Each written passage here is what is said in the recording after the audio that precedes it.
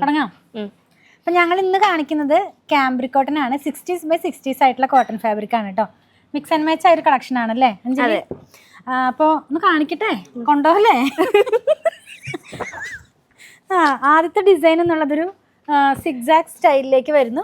പക്ഷെ ഒരു പ്രത്യേക തരത്തിലുള്ള ഒരു ഡിസൈനാണ് കേട്ടോ. ഇതേ കണ്ടോ, നല്ല കളർ കോമ്പിനേഷനിലേക്ക് ഓഫ് വൈറ്റ് കളറിലേക്ക് ബ്ലൂ കളറിലുള്ള സിഗ്സാഗും ഫ്ലോറൽ ഡിസൈനും കൂടിയാണ്. ഇനി ഇതിന് മാച്ച് ചെയ്യാവുന്ന ഡിസൈൻ ഒന്ന് കാണിച്ചു കൊടുത്ത അഞ്ജലി.